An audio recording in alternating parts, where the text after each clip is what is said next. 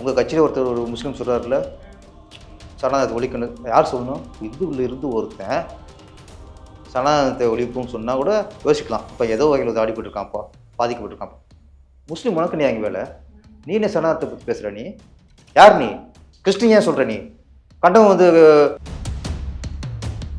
ஒரு கிறிஸ்டின் பொண்ணை லவ் பண்ணுறதுக்காக கிறிஸ்டினா மாறிவிட்டு நீங்கள் சனாதனத்தை ஒழிப்புன்னு சொல்கிறதுக்குள்ள இதை விட வெக்கக்கிற எதுவுமே இல்லை. உங்களுக்கு பைபிள் படிச்சிருக்கல? நீங்கள் இயேசு பிரானை பற்றி ஃபுல்லாக தெரியுமா உங்களுக்கு? லவ் பண்ணிவிட்டு மதம் மாறிக்கிட்டு என்ன நீங்கள் பெருசாக இங்கே சனாதனம் பற்றி பேசுகிறீங்க? அதில் ஏற்றத்தாழ்வு ஒழிப்போம், ஜாதி ஒழிப்போம். ஜாதி கட்சியை கூட வச்சுக்கிட்டு என்ன ஜாதி ஒழிக்கிறியே? ஒரு மதத்தோட பேர் இருக்கும் கட்சியில், அந்த மதத்தையே நீங்கள் கூட்டணியில் வைக்கிறியே? அப்புறம் மத சார்பு இல்லாத அரசு 10 பேர் சப்போர்ட் கொடுத்தா யார் ஆட்சிக்கு வர நிலைமையில் இருக்காங்களோ அவங்க தான் மக்கள் பெரும்பான்மை கொடுத்துன்னு அர்த்தம். அதை மதிக்க முதல்ல. சும்மா நாங்கள் தான் விட்டு கொடுத்தோம், நாங்கள் விட்டு கொடுக்கணும் திருப்பியில் வாபஸ் வாங்க. இப்போ சொல்கிறாங்க ரீஎலெக்ஷன், அப்போ தெரியும் உங்களுக்கு. ஒருத்தர் உள்ள வர மாட்டேன். அப்புறம் ரீல்ஸ் ஆட்சி தான் நீங்க பண்றீங்க அப்படின்னு எதிர்க்கட்சி சொல்றாங்க. உங்களுடைய ஆட்சி இன்னும் 6 மாசம் தான் நிலைக்கும் அப்படின்ட்டு அடுத்தடுத்து சொல்லிக்கிட்டே இருக்காங்க. எல்லாருக்கும் பயம். இன்னொன்று, இவர் சிஎம் வந்தது யாருக்கும் ஜீர்ணிச்சிக்க முடியல. ஜீர்ணிச்சிக்க முடியலன்னா நீங்கள் போய் சுக்கு கஷ்டம் போட்டு குடிங்கிறேன். ஹாய் சார், வணக்கம். வணக்கம். சரி, இப்போ எதிர்ப்பு நிறைய வருது. அங்க சட்டசபையிலே நிறைய பேர் பேசுறாங்க, எதிர்த்து இப்பதான் ஆரம்பிச்சிருக்காங்க, நிறைய பேசுறாங்க. பட் அதுக்கான பதில் ஏன் இப்போ அரசு வந்துட்டு கொடுக்க மாட்டேன்றாங்க? அவங்க சைட்ல ரொம்ப லிமிட்டடா தான் பதில் சொல்றாங்க. நிறைய அவங்களுக்கும் பாயிண்ட்ஸ் இருக்கு, பட் ஏன் அதை பேச மாட்டேன்றாங்கிற ஒரு கேள்வி இருக்கு மக்கள் கிட்ட. பேசாத நல்லது. நான் சொல்றேன், ஒரு சட்டசபையில பேச்சு திறமையை நிரூபிக்கிறது சட்டசபையில் செயல காட்டணும். பேச்சு போட்டியில் நீ நல்லா பேசினா நான் நல்லா பேசினாங்கிறதெல்லாம் காட்டுறதுக்கெல்லாம் சட்டசபையில் இது வரைக்கும் திராவிட ஆட்சிக்கு வந்ததுலேருந்து, அதுவும் கலைஞர் ஆட்சி வந்ததுலேருந்து தான் இந்த பேச்சு திறமை காட்டுறது. சட்டசபையில் வந்து அந்த எதுக்கு மோனை பேச்சாற்றலை காட்டுறது, ஏன்னா அப்புறம் வன்மமாக பதில் சொல்கிறது எல்லாமே இந்த திராவிட ஆட்சி வந்து நிறைய இருந்துச்சு. அதே மக்களுக்கு அதுவே தேவை. நீ எங்கள் பிரச்சனை பேசுங்க, மக்களுக்கு என்ன தேவை அதை பேசுங்க. நீங்க பெருசா நாங்க பெருசா நீங்க பெருசா, நீங்க இடத்துல நீங்க ஜெயிச்சிருக்கீங்களா, நீங்க இடத்துல நீங்க ஜெயிச்சிருவீங்களா, இதான் வந்துச்சுல்ல, ஜெயலலிதா பேர்ல வந்துச்சுல. அதனால உங்களுக்கு விஜயகாந்த் வந்து அவர் டென்ஷன் ஆனாரு. ஒரு பிரச்சனை பேசும்போது இடைத்தேர்தல் நீங்க அதுக்குள்ள சட்டசபை மக்களுக்கு கொடுத்த வாக்குறுதி நிறைவேற்றீங்களா? அந்த ஆரோக்கியமான, அதனால எதுக்கு என்னாலும் பேசட்டும். நான் எப்போ சொல்றது விஜய் சார்கிட்ட, நீங்க எதுக்கு பதில் சொல்லணுமோ அதுக்கு பதில் சொல்லுங்க. இவங்ககிட்ட நீங்கள் வாக்குவாதம் பண்ணிக்கிட்டு இருக்காது. ஏன்னா நீங்கள் வாக்குவாதம் பண்ணுறதுக்கு கோர்ட் இல்லை ஃபஸ்ட்டு. ஆனால் கேட்குற கேள்விக்கு பதில் சொல்லணும், நியாயமாக பதில் சொல்லணும். எங்கே பேசணுமோ அங்கே பேசணும். விதண்டாவாதம் பண்ணுறதுக்கும் சார்ந்த ஒரு வன்மத்தில் கேட்குற கேள்விக்கெல்லாம் தேவையில்லை. அது மக்கள் பதில் சொல்லிக்குவாங்களாம். அடுத்த எலெக்ஷன் வரும்ல, அப்போ திரும்ப சொல்லுவாங்க. நிச்சயமா சார். நீங்கள் அதுக்கப்புறம் எலெக்ஷனுக்கு அப்புறம் இல்லை எலெக்ஷன் டைமில் இல்லை அந்த பிரச்சாரம் பண்ண டைமில் அவர்கிட்ட பேசுகிற சான்ஸ் கிடைச்சதா? பேசுனீங்களா? இல்லை நான் நிறைய மெசேஜ் தான் போடுவேன். ஏன்னா அப்போதைக்கு ஃபோன் பண்ணாலும் டிஸ்டர்பாக இருக்கும். மனசில் படுறத மெசேஜாக போட்டுருது. ஓகே. ஏதாவது இருந்தால் கூட, சில மனசில் இருந்த ஒரு கோரிக்கைன்னா கூட மெசேஜில் போட்டு விட்றேன். ஓகே. அதுக்கு ஒரு ரிப்ளை இருக்கும். Okay okay. நம்ம அதை ரிப்ளை வச்சுக்கணும், அவ்வளோதான். Okay, super. சரி, இப்போ அகைன் நீங்கள் திருப்பாச்சி சிவகாசியில் பார்த்த விஜய் அவர்களுக்கும் இப்பயும் நிறைய டிஃப்ரென்ஸ் இருக்கு. ஆனால் சில விஷயங்கள்லாம் அப்போ இருக்கிற மாதிரி தான் இவர் இப்பயும் இருக்காருங்க. சில கேரக்டரிஸ்டிக்ஸ் இருக்குல்ல, அந்த மாதிரி நீங்கள் பார்க்குற விஷயங்கள் அதே மாதிரி தான் இருக்காரு? இல்லை, ஒற்றுமைங்கிறது இன்னைக்கு மற்றவங்க பழகுறாருல, அது தன்மையாக பழகுற அந்த மரியாதை, யார் போனாலும் அது ஒரு மரியாதையோட பழகுறது, அது அப்போ பார்த்த விஜய் அதே தான். ஒரே ஒரு டிஃப்ரெண்ட், மேடை பேச்சு மட்டும்தான். அது மட்டும்தான். பயங்கரமா பேசி அது வேணும். அரசியல் வந்துட்டா அது வேணும். நிச்சயமா. ஏன்னா இங்கே நிறைய கட்சிகள் வந்து பேசி பேசியே ஆட்சி பிடிச்ச கட்சி தான். இன்னொன்று, சிலது பேசி பேசி மக்களை ஏமாத்திருப்பாங்க, இல்லை பேசி பேசியே ஒரு நம்பிக்கை இருக்க மாதிரி ஒரு எடுப்பாங்க. இப்படி தான். அப்போ இப்போல்லாம் பேசினா தான் அரசியல்வாதி, உணர்ச்சிகரம் பேசினா தான் அரசியல்வாதி. அப்போ மக்கள் நம்பணுங்கும் போது பேசி ஆகணும்.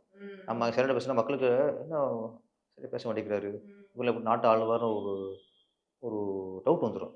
அப்போ அங்கே கிளியர் பண்ணணும். அப்போ ஆள் போல்டாக இருக்காரியா, துணிச்சு கேட்குறாரியா, அப்போ அந்த துணிச்சலும் அந்த இது வந்து மக்களுக்கு நம்பிக்கை ஏற்படுத்தும். அதனால் இந்த மாற்றம் ஆரோக்கியமான மாற்றம், ஆக்கப்பூர்வமான மாற்றம் கூட அவசியமான மாற்றம். நிச்சயமா. அதாவது அமைதியா இருப்பாரு, எங்கேயுமே பேச மாட்டார். ஸ்டேஜ்ல இப்ப அந்த பிரச்சாரத்துல அப்படியே இத்தனை வருஷம் பேசுறது மொத்தமா வச்சு பேசிட்டாரு. அது ஒரு நல்ல வரவேற்பு பெற்றிருக்கு. Okay sir. இப்ப அதே போல விஜய் அவர்களுக்கு நிறைய எதிர்ப்புகள் வந்துட்டு இருக்கு. ரீல்ஸ் ஆட்சி தான் நீங்க பண்றீங்க அப்படின்னு எதிர்க்கட்சி சொல்றாங்க. உங்களுடைய ஆட்சி இன்னும் 6 மாசம் தான் நிலைக்கும் அப்படின்ட்டு அடுத்தடுத்து சொல்லிக்கிட்டே இருக்காங்க. இதெல்லாம் நீங்க எப்படி பாக்குறீங்க? எப்படி விஜய் அவர்கள் இதை எதிர்ப்பாருன்னு நினைக்கிறீங்க? இது என்னன்னா உங்களுக்கு எல்லாருக்கும் ஒரு பயம். இன்னொன்னு இவர் சிஎம் வந்தது யாருக்கும் ஜீரணிச்சுக்க முடியல. நிச்சயமா. ஜீரணிச்சுக்க முடியலன்னா, நீங்க போய் சுக்கு கஷாயம் போட்டு குடிங்கங்கிறேன். சுக்கு கஷாயம் இடிச்சு இவர்ட்ட குடுக்கக்கூடாது, கஷாயம் குடிக்கக்கூடாது. உனக்கு ஜீரணம் ஆகலைன்னா, நீ வீட்ல குடிச்சுக்கோ. இப்ப இவங்க அந்த அந்த யாரும் எதிர்பார்க்கல. எல்லாரும் எதிர்பார்த்தது, நான் உட்பட. எல்லாரும் எதிர்பார்த்தது என்னன்னா, நல்ல சீட்டு வருவாரு. ஒரு 20, 30 சீட்டு வருவாரு. அதிமுக இவர் சப்போர்ட் இல்லாம தான் எந்த ஆட்சியும் அமையாது. இவர் சப்போர்ட் பண்ணா தான் அதிமுகவோ, திமுகவோ ஆட்சிக்கு வர முடியும். அப்ப திமுக கண்டிப்பா சப்போர்ட் பண்ண மாட்டாரு. அப்ப திரும்ப அதிமுக வரும். அதிமுக சப்போர்ட்ல தான் அதிமுக ஆட்சி அமைக்கும். அவரு துணை முதல்வரோ வாங்கலாம். சில 4, 5 மந்திரிகள் வாங்கலாம். இப்படிதான் கணக்கு இருந்துச்சு. என் கணக்கு அப்படித்தான். ஓப்பனா சொல்றதுன்னு இருக்கு. இன்னைக்கு அப்படியே ஆப்போசிட்டா நடக்குது. இன்னைக்கு ஆப்போசிட் ஆயி போச்சு. அப்படிங்கும்போது யாருக்கும் அத ஜீரணிச்சுக்க முடியல. அந்த சிஎம் சீட்ல போய் விஜய் சார் அந்த உட்கார்ந்திருக்காருல, அந்த காட்சிய இவங்கலாம் ரசிக்கவே முடியல இவங்கலாம். எப்புட்றா இவன் வந்துட்டான்ட்டு. அந்த வெறுப்பு, அந்த காழ்ப்புணர்ச்சி, இந்த வன்மம் தான் இந்த சீட்ட கை வச்சு உட்காரக்கு முன்னாடியே என்ன செஞ்ச? என்ன செஞ்சேன்னு கேட்குறாங்கன்னா, இதுதான். நீ செஞ்சுட்டு செயல்பட்டதுக்கப்புறம் செயல்படுங்கிறது ஓகே. ஒரு ஒரு சட்டம், திட்டம் தீட்டி நீங்க சொன்னீங்களே, இதுக்கு 6 மாசம் டைம் குடுக்குறாங்க. நான் சொல்றேன், இங்க என்ன சொல்றேன், முன்னாள் தமிழக முதல்வர் மு.க. ஸ்டாலின் அவர்கள் என்ன அறிக்கை விட்டீங்க ஃபர்ஸ்ட்டு? நாங்க 6 மாசம் பார்ப்போம். அவர் செயல்பாட்ட பார்ப்போம். அதுக்கப்புறம் நாங்க விமர்சனம் பண்ணுவோம். சொன்னீங்களா? சொன்னீங்கல்ல. அப்ப எதுக்கு ஃபர்ஸ்ட்டு பெரும்பாலும் வந்தப்ப எதுக்கு உங்க பையன் வந்து அவ்வளோ பேச்சு பேசுறாப்ல? ஏன் கண்டிக்கல? சரி அவரு கண்டிக்கல. நீங்க அடுத்து என்ன அறிக்கை விடுறீங்க? இந்த ஆட்சி எப்போனாலும் கவிழும். இது என்ன வார்த்தை? அடுத்தவன் அழிவு நினைச்சா நமக்கு அழிவு கன்ஃபார்ம் போயிரும். நான் சொல்றேன். இப்பதான் அவரு சீட்ல உட்கார்ந்து 2 நாள் ஆகல. இந்த ஆட்சி எப்போனாலும் கவிழும். தயாரா இருங்கன்னா, எண்ணம் போல் வாழ்வு. நீங்க என்ன 6 மாசம் பாருங்க. உங்கள 6 நாள் கூட உங்களால பொறுக்க முடியலன்னு கேட்கிறேன். அப்படின்னு உங்களுக்கு அவரு மேல வன்மம். இந்த ஆட்சி கவிழணும்னு ஆசை. இன்னொருத்த ஆட்சி மக்கள் கொடுத்த தீர்ப்பு. நீங்க வந்து இந்த ஆட்சி கவிழும்னு சொன்னீங்கன்னா, நீங்க மக்களுக்கு துரோகம் பண்றீங்க. மக்கள் தீர்ப்ப அவமதிக்கிறீங்க. மக்கள் உணர்வ அவமதிக்கிறீங்க.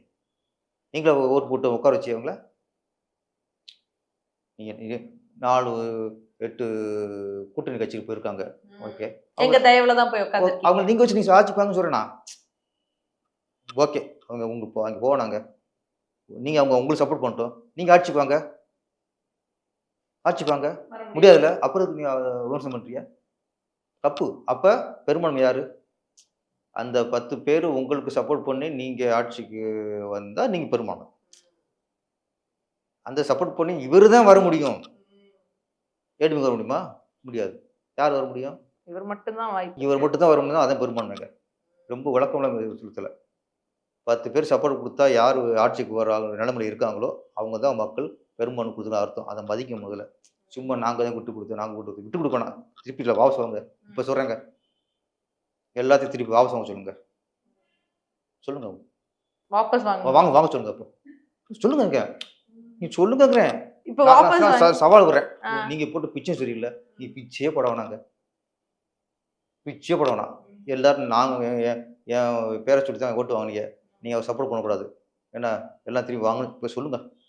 நான் சவால் விடுறேன். நான் பெரிய அரசியல்வாதி இல்ல. நான் குடிமகன். நான் வந்து ஒரு ஒரு ஒரு ஓட்டு உரிமை உள்ள ஒரு குடிமகன் மட்டும் தான். நான் சொல்றேன். நான் தயாரா இருக்கோம். ரீ எலெக்ஷனுக்கா? ரீ எலெக்ஷன் இல்ல. நீங்க குடுத்த வாபஸ் திரும்ப வாபஸ் வாங்க சொல்லுங்க. அதிமுகல நிறைய பேர் இப்ப ஆதரிக்கிறாங்க. எல்லாத்தையும் வாபஸ் வாங்க சொல்லுங்கிறேன். நீங்க உங்க எல்லாரும் தைரியம் இருந்தா, ஏடிஎம்கே இருக்கட்டும், திமுக இருக்கட்டும், உங்க எல்லாருமே உண்மையிலே நீங்க தைரியம் இருந்தா, மக்கள் தப்பா போட்டாங்க. மக்கள் வந்து முட்டாள்தனமா போட்டாங்க. மக்கள் இப்போலாம் ஐயோ ஏன்டா இவங்களுக்கு போட்டோம்ட்டு ஃபீல் பண்றாங்கன்னு சொல்றீங்கல்ல. எல்லாரும் வாபஸ் வாங்கன்னு சொல்றேன். அவர் கொடுத்த ஆதரவு வாபஸ் வாங்கன்னு சொல்றேன் நான். அப்புறம் என்ன ஆகும்? ரீ எலெக்ஷன் அப்போ தெரியும் உங்களுக்கு. ஒருத்தர் உள்ள வர மாட்டேன் அப்புறம். 200 தொகுதியில வந்துரும். பண்ணுங்க நீங்க. அப்ப சும்மா இருக்கணும் வாய்ப்பு. சும்மா இயலாமையில எல்லாம் பேசிட்டே இருக்கக்கூடாது. எதுக்குன்னா நான் இப்படி பேசுறது என்ன மக்கள் உங்களுக்கு காட்டி விட்டுருவாங்க ஃபர்ஸ்ட். இப்போ துப்பிருக்காங்க. இப்போதான் ஆட்சி வந்துருக்காரு. 1000 குறை சொல்றாங்க. இவங்க என்ன பண்ணிட்டாங்கன்னு இப்போ கேட்குறாங்கல்ல, பப்ளிக் கேட்பான் இப்போ. அதனால் சும்மா போயிட்டு நாங்கள் கொடுத்தோம், நாங்கள் எங்களால் நீங்கள் வேணாம் தூக்குங்க, எல்லாம் தூக்குங்க. அவர் நிம்மதியாக ஆட்சி அடைப்பார். நிச்சயமா, நிச்சயமா. சரி, இப்ப அதே போல கடைசியா சட்டசபையில வந்துட்டு நாங்க சனாதன தர்மத்தை ஒழிப்போம் அப்டின்ட்டு உதயநிதி ஸ்டாலின் அவர்கள் சொல்லியிருந்தாரு. இப்போ இவங்க வந்துட்டு கிளியரா அது எல்லாத்தையும் எதிர்க்கிறவங்கன்ட்டு ஒரு ஸ்டாண்ட் எடுக்குறாங்க. இப்போ விஜய் அவர்கள் இத எப்படி ஹேண்டில் பண்ணுவார்ன்னு நெனைக்கிறீங்க? சனாதனத்த ஃபுல்லா எதிர்ப்பாரா? சனாதனத்தை இல்ல ஈக்குவலா போயிருவாரா? ஒன்றே ஒன்று தான். அந்த சட்டசபையில் சனாதனத்தை பற்றி பேசுறதுக்கு ஏதாவது காரணம் இருந்துச்சா? சனாதனத்தை ஒழிப்போம்னு சொல்றதுக்கு அதை பற்றி ஏதாவது பேச்சு வந்துச்சா? வாலண்டரியாக எதுக்கு அந்த வார்த்தையை எதுக்கு போறீங்க? அந்த விஷத்தையும் கேட்குறீங்க. நான் விஷத்தை சொல்கிறேன். அது விஷம் ஏன் சொல்கிறேன்னா, நீங்கள் வந்து சனாதனத்துக்காகவோ ஏற்றத்தாழ்வு அதுக்கு சப்பக்கட்டு. அதில் ஏற்றத்தாழ்வு ஒழிப்போம், ஜாதி ஒழிப்போம். ஜாதி கட்சியை கூட வச்சுக்கிட்டு என்ன ஜாதி ஒழிக்கிறியே? மதசார்பு என்ன மதசார்போ?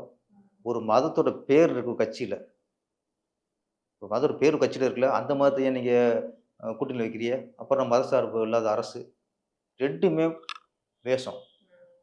நீங்கள் உண்மையிலே ஜாதி பாகுபாடு இல்லை, நாங்கள் ஜாதி ஒழிப்போம், சனாதனத்தை நாங்கள் ஒழிப்போம் அப்புடின்னா, நீங்கள் ஜாதி கட்சிக்காரங்களும் கூட வைக்காதீங்க ஃபஸ்ட்டு. அதுதான் நீங்கள் சனாதனத்தை அங்கே ஒழிங்க ஃபஸ்ட்டு. மதச்சார்புன்னு சொல்கிறீங்கள, முதல்ல மத ரீதியாக உள்ள கட்சிகளில் மதத்து பேரே உள்ள கட்சி இருக்குல்ல, அதை உள்ளே சேர்க்காதீங்க.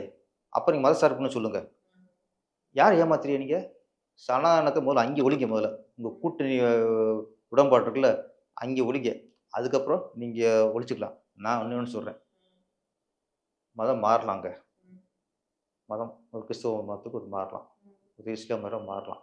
எப்படி மாறினா அவங்க சரியானவங்க அப்படின்னா, ஒருத்தர் பைபிளை படிச்சிட்டாரு. பைபிளை படிச்சுட்டு, அப்பா நல்ல கொள்கைப்பா, நல்ல ஒரு நல்ல ஒரு வாழ்வு தத்துவம் இருக்குது, இது நல்ல இறையனை பற்றி கரெக்டாக சொல்கிறாங்க அப்படின்னு சொல்லி பைபிள் படித்ததுக்கப்புறம் நீங்கள் கிறிஸ்டினாக மாறினா அவங்க மதிக்கலாம், அவங்க சொல்ல கூட ஏற்றுக்கலாம். இல்லை அவர் ஏதோ ஒரு வகையில் அவருக்கு இயேசு மேலே பற்று வந்து நல்லது நடந்து, அப்பா இது நல்லது நடந்திருக்கு அப்படின்னு இயேசு புராணை பற்றி தெரிஞ்சுட்டு, இவர் தான் சரியான கடவுள், இவர் கர்த்தர் வந்து இறைவன் நம்ம கூட்டி போயிடுவார், அப்போது ஏதோ உள்மனசு சொல்லி நீங்கள் சேர்ந்தா கூட, கிருஷ்ண சேர்ந்தா கூட ஓகே தான், அதை தடுக்க முடியாது நம்ம. ஆனால் ஒரு பொண்ணை லவ் பண்ணுற ஒரு காரணத்துக்காக, ஒரு கிறிஸ்டின் பொண்ணை லவ் பண்ணுறதுக்காக கிருஷ்ணா மாறிவிட்டு நீங்கள் சனாதனத்தை ஒழிப்புன்னு சொல்கிறதுக்குள்ள இதை விட வெக்கக்கடை எதுவுமே இல்லை. நீங்கள் யார்? என்ன கிறிஸ்டின் நீங்கள்? உங்களை பைபிள் படிச்சிருக்கல? நீங்கள் இயேசு புராணை பற்றி ஃபுல்லாக தெரியுமா உங்களுக்கு? லவ் பண்ணிவிட்டு மதம் மாறிக்கிட்டு என்ன நீங்கள் பெருசாக இங்கே சனாதனம் பற்றி பேசுகிறீங்க? புரியுதா உங்களுக்கு? அதனால் இதெல்லாம் வந்து மக்களை ஏமாத்துறது ஃபஸ்ட்டு. இன்னொன்று இப்போ சொல்ல வந்தது, இங்கே சனாதன ஒழிப்புன்னு சட்டசபையில் சொன்னதுக்கு காரணம் இவங்க சுய கொள்கைலாம் இல்லை. இப்போ சொல்கிறேன், அது விஜய் சாரை சிக்கலில் மாட்டி விடுறதுக்காக சொன்ன வார்த்தை. நம்ம சொல்லிட்டு பற்ற வச்சுக்குவோம், இவர் பதில் சொல்லுவாரான்ட்டு வரும். அது ஒரு உள்நோக்கத்தோடு சொன்ன வார்த்தை. இது வந்து மக்கள் நலன் கருதி இல்லை. ஜாதி ஒழிப்போம், மதத்தை ஒழிப்போம், ஏற்றத்தாழ்வு ஒழிப்போங்கிற நல்லெண்ணம்லாம் உங்களை வந்துடாது. ஃபஸ்ட்டு யாருக்கு வருங்கிறது எங்களுக்கு தெரியாது. எங்களுக்கு இதை விஜய் சாரை சிக்கலில் மாட்டி விடுறதுக்காக சொன்ன வார்த்தை இது. இதுக்கு தீர்வு விஜய் சார் சொல்லணும்.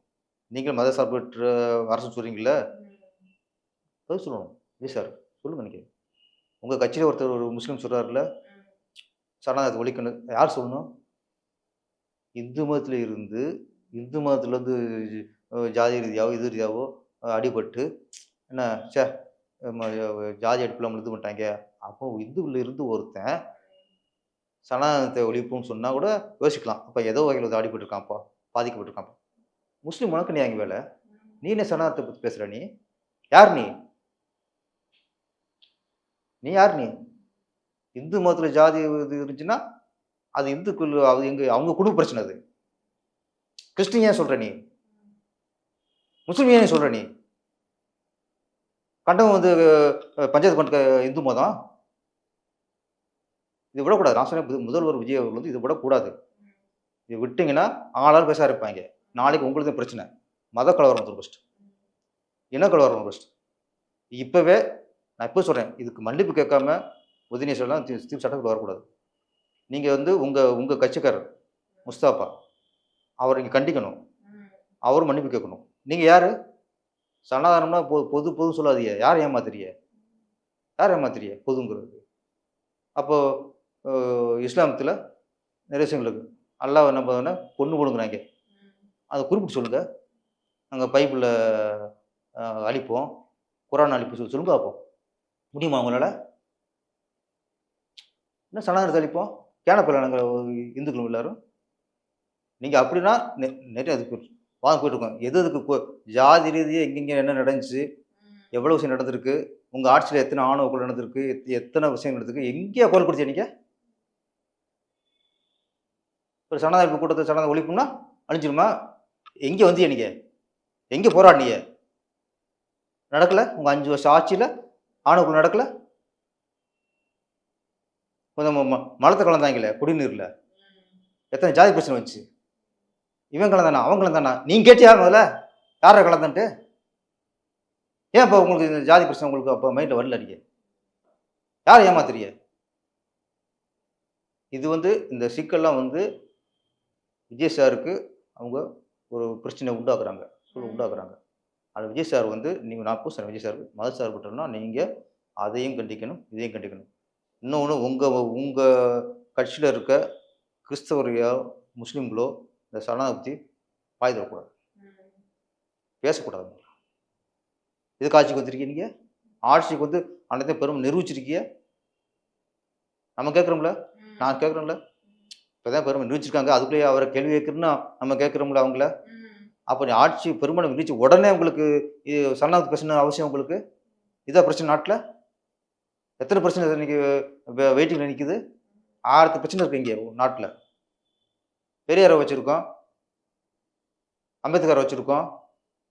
நாங்கள் சனாதனத்தை ஒழிக்க இதுதான் அதுதான் எங்கள் கொள்கைன்னா முதல்ல அவரை கண்டிக்கணும் ஃபஸ்ட்டு.